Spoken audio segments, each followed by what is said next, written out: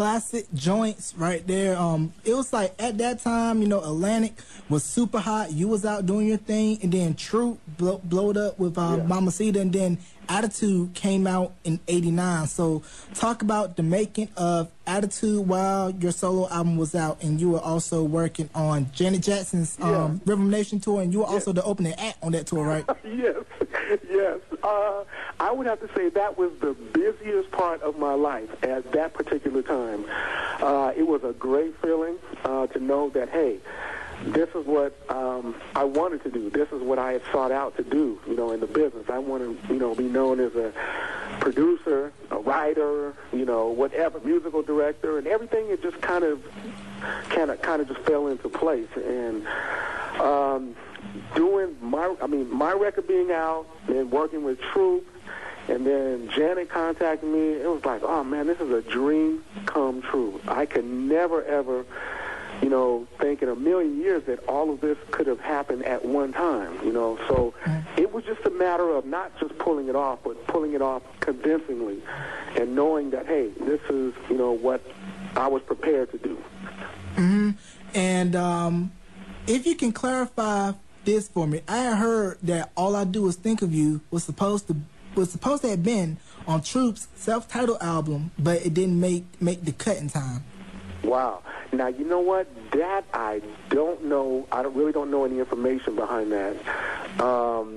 Yeah, that's a good one, man. I don't know. I know we had cut that record.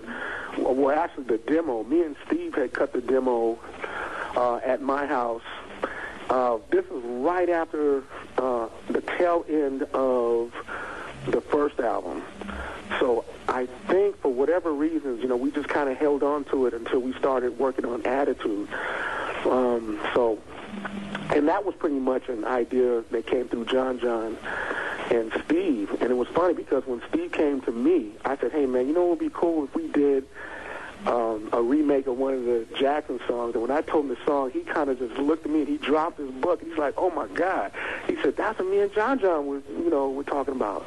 So it was just kind of like everything just kind of fell into place with that particular song, because that song has always been like one of my favorites. You know, since I was younger, I'm like, man, I always used to sing that song. I always thought it was a smash.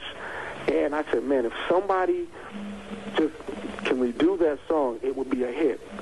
And I'm just glad that I got to it first, you know, as far as doing a remake rather than somebody else. Mm-hmm. Yeah, that record still one of Troop's most popular records. And what was it about the late 80s, early to mid-90s period where R&B was crossing over to pop and some pop acts were crossing over to R&B? Yeah, you know, I think it's just a matter of radio stations and programming just kind of freeing up the system and saying, hey, you know, we're just going to play this stuff and see what kind of feel we can get.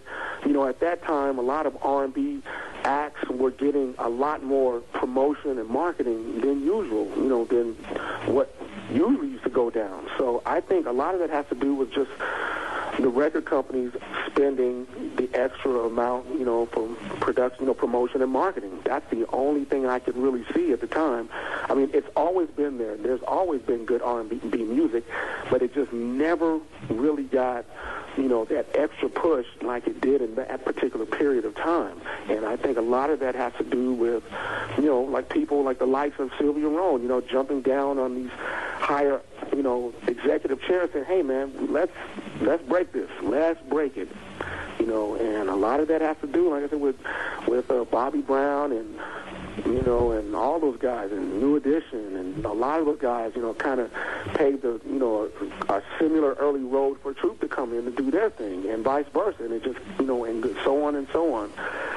You know. Yeah, and while mentioning New Edition and Bobby Brown, they were over at MCA, and want to say RIP again to Jarrell Busby, who was over at MCA at, well, he was at Motown, I believe, at that point, because the Boys were originally signed to MCA, but when MCA brought Motown, Busby went over there and he brought the Boys with him. Yeah, he brought them with him, exactly, yeah.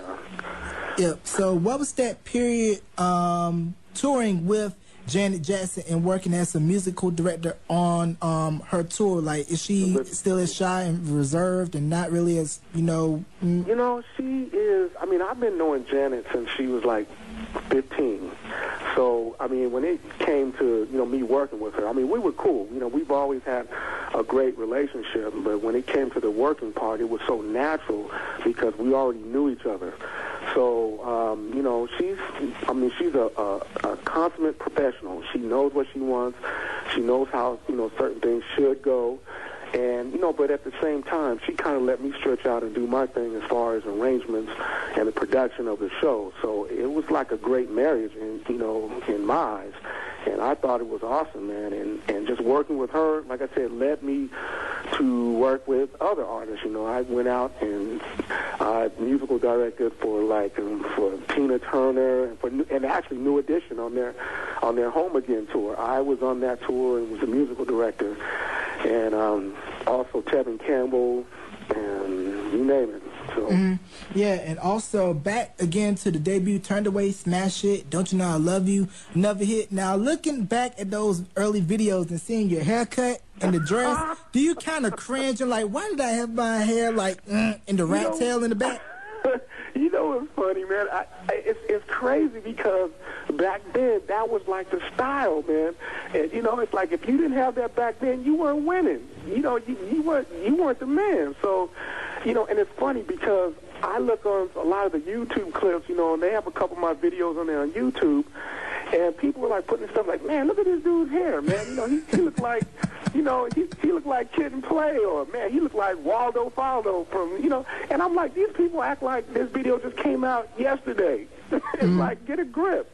That was 1990. That was like, you know, 18 years ago. So it's funny to see that now. But, you know, as a result, you look back, and at that particular time, it's like, okay, yeah, you know, that's what was happening. It's fun. Yeah. You know, I like to look back on it and laugh. Yeah, and have that stay in the 80s and the 90s and hope it don't make a resurrection. Just like Reggie's haircut when he had a little gold streak in the middle and like Troop in the back of the head. Reggie. Oh, man. Yeah, man, the I'm Not Suit video where in the barbershop, Rodney had some type of hair. It was Rodney and Reggie. Yeah, I couldn't do that. I'll leave that alone. So now let's talk about making the Nice and Wild album, which came out in '92. Yeah. Well, that was, that came as a result of me after the Rhythm Nation tour with Janet. You know, I took a year off just to kind of chill for a minute, you know, relax and get my thoughts together, because that was just a busy 2 years for me prior to that. And took some time off, and then Atlantic was like, hey, we got to pump another one out. So I got to work.